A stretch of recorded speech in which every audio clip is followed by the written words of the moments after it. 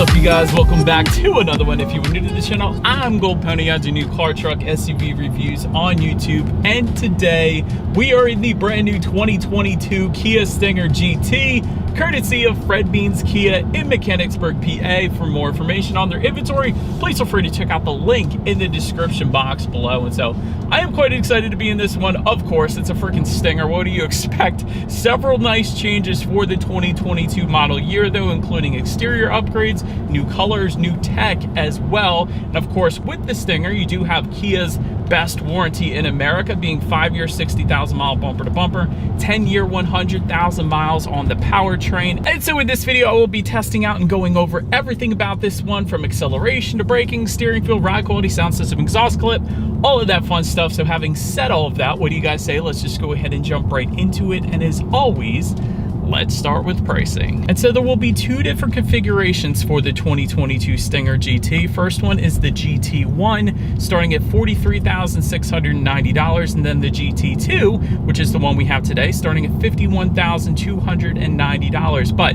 that was both pricing for the rear-wheel drive configuration. If you wanted to add all-wheel drive to either of those, simply add $2,200 to either of those prices. But regardless of which setup that you go with, the power plant on the Stinger GT is going to be the same. Powering this beast is a 3.3 liter twin turbo V6, which, by the way, puts out an extra 3 horsepower from the previous 2021 model year. I will have you know, 368 horsepower at 6,000 RPM, 376 pound-feet of torque coming in at 1,300 RPM. Power again sent to rear wheels or all wheels through an 8-speed automatic with paddle shifters, which you guys know we will be testing out in a little bit here. But this one does also come with launch control as well. So if you were to take this thing to the drag strip, you do have that, which is a beautiful thing. And overall 0 to 60 time is going to come in at approximately 4.7 seconds. Top speed 167 miles per hour, with MPG numbers coming in at 18 in the city, 25 on the highway for the rear wheel drive, 17 city, 24 then on the highway for the all-wheel drive, taking premium unleaded fuel. But so that before we do any kind of fun paddle shifter or acceleration test here in our Stinger, I did want to mention the drive modes. And so there is a circular dial located just behind the shifter that will give you drive modes including Sport, Comfort, Eco, Smart, and Custom, adjusting things like the shift points, the throttle response, the steering sensitivity, suspension settings, all-wheel drive system engagement, if you go with the all-wheel drive model, of course, and active engine sound then as well, which essentially is where the sound is artificially pumped into the cabin. But still, it's pretty cool nonetheless. But now, having rambled all of that off to you guys, what do you guys say? Let's go ahead and find a straightaway. Let's put this thing here to the test. Let's test out the paddle shifters here first, and let's see how quickly they are going to react for us here. All right, so we are in first gear here in 3, 2, 1. Holy cow. They're quick. I don't know why I was surprised, but they are quick. They are dang quick, and they have a high quality feel to them as well. They're definitely not black plastic like I had on my old Mustang GT. These are dang quick paddle shifters. I 100% did not expect that. Again, I don't know why. This is a Stinger, but very quick paddle shifters. Definitely not going to be disappointed when you use them here in this vehicle. So I'm a fan. To give back full control to the steering when it comes to shifting, just slide the shifter back one more time, putting it in drive yet again, and that is going to give back full control. And having said that, what do you guys say? Let's go ahead and find yet another straightaway, and let's see how quickly we can get this one here up to speed. Good as spot as any in 3, 2, 1 from a standstill, and go. Oh, there it is, baby. Good grief. In 60. That was crazy. Oh dang, I love this car. The twin turbo V6 that Hyundai, that Genesis, that Kia uses is absolutely ridiculous. It instantly puts the power to the ground, and when I say that, I mean this all-wheel drive system is brilliant. There was no spinning there whatsoever, which makes for an absolutely ridiculous acceleration in the Stinger GT. That was freaking awesome. I loved it. Anyways, to go along with that awesome acceleration, as always, braking is equally important. And so up front, you will find 13.8-inch ventilated front discs. But if you were to go with the GT2 trim level only, you will get Brembo front rotors or Brembo brake setup in the front there. In the back, 13.4-inch ventilated rear discs. As far as that 60-0 stopping distance goes, it comes in at 113 feet. And as far as the braking feel goes, since we're coming up to a red light, instantly brakes you to a stop. Very firm bite there. definitely not a soft braking feel, so I absolutely love that. It is right on point for the Stinger GT without a doubt. But anyways, touching then on suspension and handling, up front you're going to get a McPherson strut front suspension. In the back, independent multi-link rear suspension, front and rear stabilizer bars. And if you were to go with the rear wheel drive configuration, you're also going to get a limited slip differential, sending torque to the rear wheel with the most traction, so that's always good.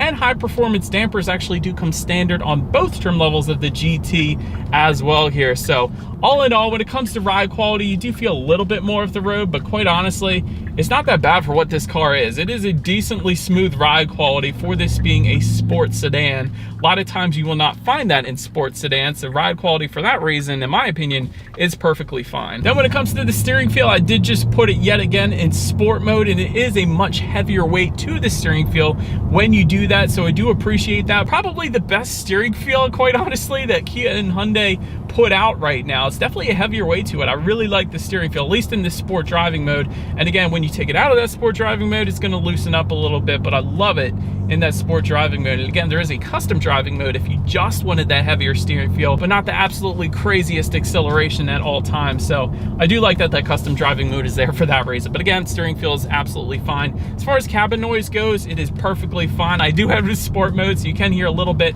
of the engine sound being pumped into the cabin, which I do kind of like, to be quite honest. Acoustic laminated front windshield does come standard on this one, along with acoustic laminated front door glass as well, which makes for a very serene cabin actually, with the exception of that engine noise being pumped into it right now. But anyways, definitely very good when it comes to cabin noise as well. As far as visibility goes, it's 50-50. I mean, it's not bad. It's something that you get used to. If you ever ask a Camaro owner or a 370Z owner what they think of their rear visibility, they'll say it's perfectly fine, although it kind of sucks if you're just buying it for the first time.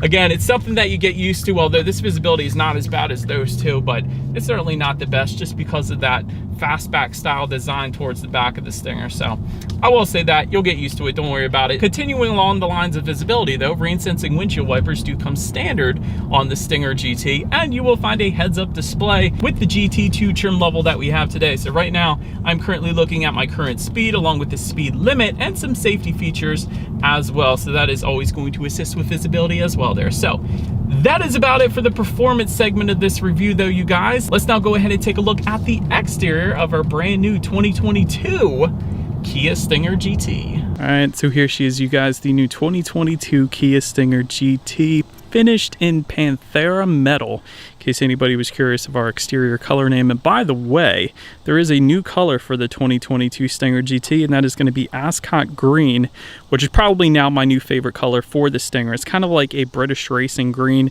Looks absolutely amazing. You guys probably know I'm a big fan of green cars, having owned that bright green Mustang GT you guys may have seen already. But anyways, let's now go ahead and start up front on the Stinger GT here. GT specific front grille when you're comparing it to the non-GT trim levels, I should say, with dark chrome trim, of course. To the bottom corners there, you will find front air curtains, helping direct air around the wheel and tire combination for a little better aerodynamics there.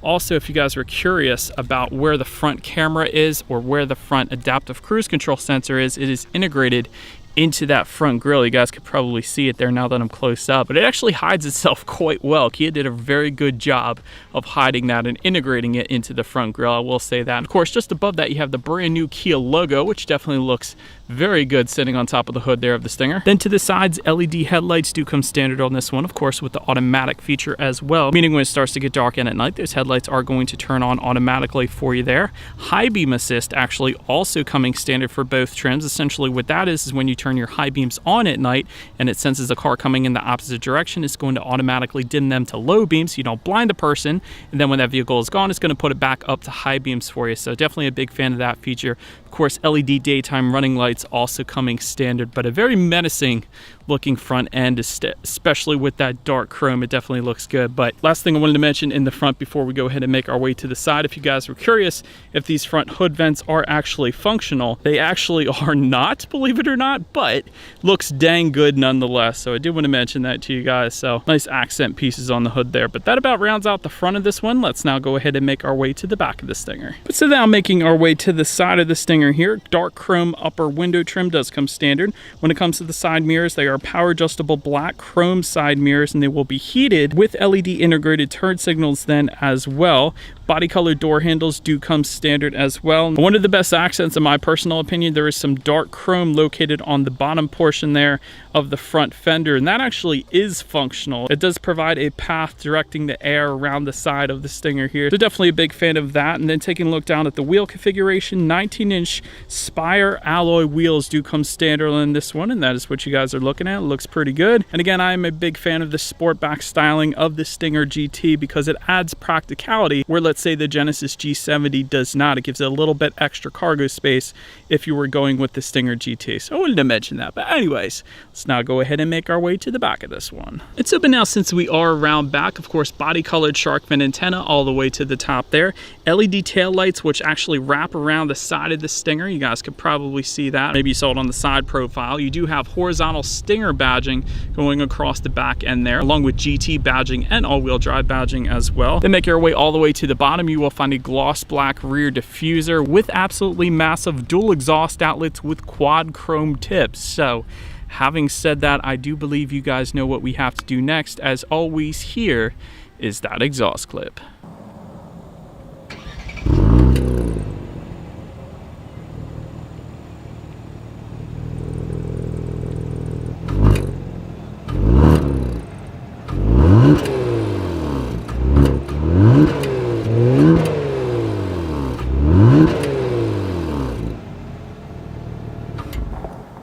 It's open now since we are around back of the Stinger. When it comes to opening that rear hatch, there is a button on the key fob that is one way. There is also a button on the hatch itself, and it is a power hatch actually, so it'll actually just completely open up itself, so that is pretty cool. But once opened up, cargo capacity comes in at 23.3 cubic feet. If that was not enough space, there is a 60-40 split, meaning the rear seats do fold down for quite a bit of extra space then if you needed it.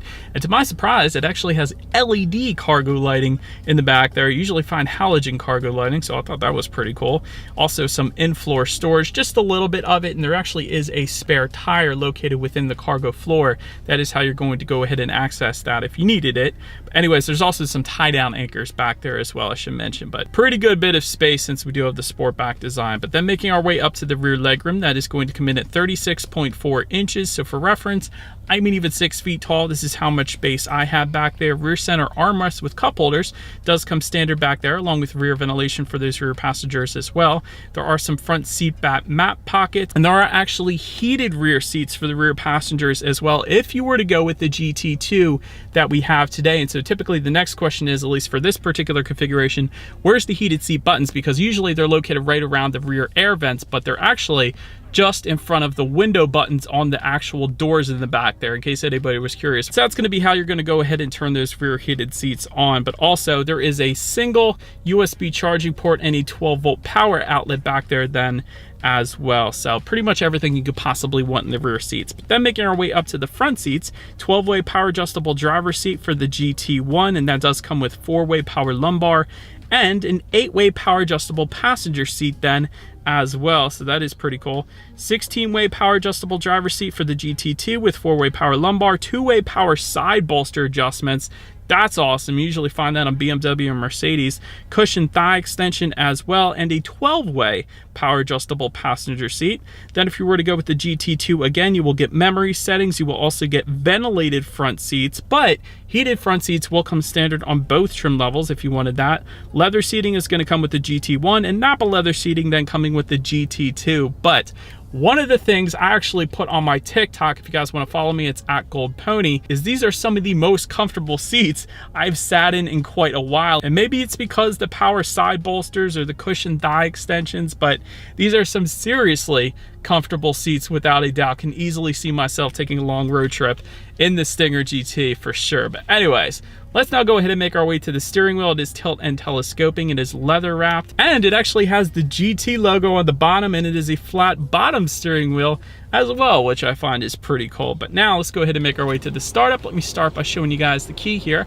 Do you have Kia's new logo on the one side of the key? Absolutely nothing on the other side, because all your buttons are actually located on the side of the key. You have lock, unlock, that button to pop the rear hatch, and then the circular button that says hold just above the Kia logo, that is going to be a remote start, which does come standard on this one, along with a push button start as well. So therefore, all I'm actually going to do here is simply put my foot on the brake and press that engine start button located located just by the driver's right knee there. And so upon startup, this gauge cluster is going to differ slightly. There's going to be a 4.2-inch digital readout for the GT1, 7 inches for the GT2. And so you got your tachometer all the way to your left, speedometer is all the way to your right. The digital portion obviously is going to be front and center. To control what is on that digital portion, there are steering wheel mounted controls found on the right side of the steering wheel. The one that looks like 2 pages is going to adjust plenty of different things, including safety features. There's a digital speedometer you can display up there if you wanted to. That's probably what I would leave it on.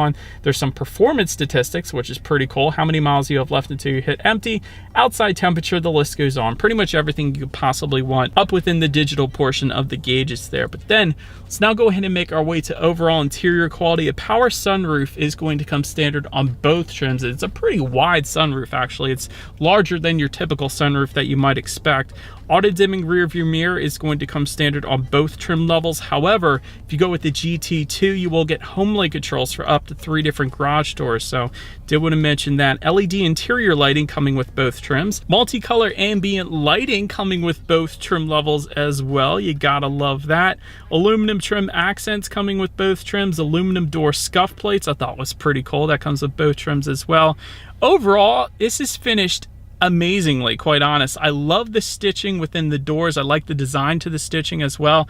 I love that we have this red leather interior here today. That makes it look so dang good. It's a nice contrast with the black leather that you can find pretty much everywhere. This nice soft touch black leather within these 3 circular air vents that kind of look like fighter style air vents, which I thought was pretty cool.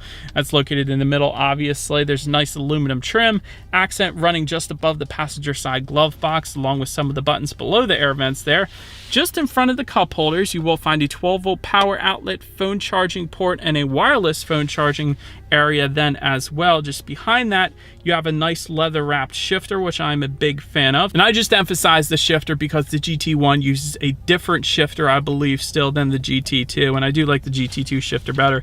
Just behind that, you have an electromechanical parking brake. You got your dual cup holders just beside that. Just behind all of that, you actually have your ventilated and heated seat buttons, in case you were curious where that was, along with your heated steering wheel button actually as well. It's not located on the steering wheel. It's just in between all of those heated seat buttons there. And just behind that, a little bit of storage. And then within the center armrest, you have even more storage with a small little tray towards the top portion of that. So overall, interior quality is pretty darn great, if I'm being honest. So it is to be expected at a vehicle of this price range. So Kia definitely killed it with the interior quality on the Stinger without a doubt. But let's now go ahead and take a look at the tech display. 10.25 inch color touchscreen display does come standard. Bluetooth and audio streaming coming with that.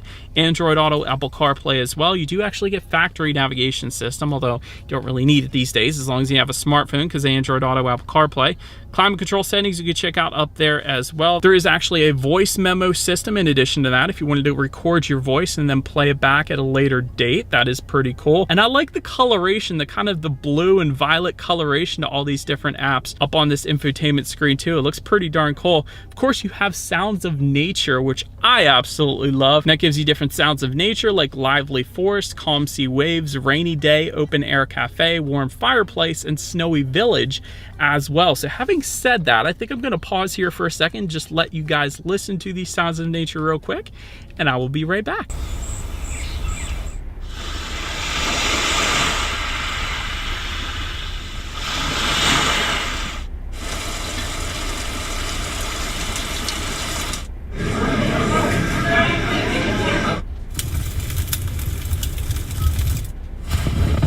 And so, of course, in addition to that, you can check out your radio information up there as well. And by the way, when it comes to the sound systems, there are 2 of them, depending upon which trim level that you go with. 9 speakers is going to come with the GT1.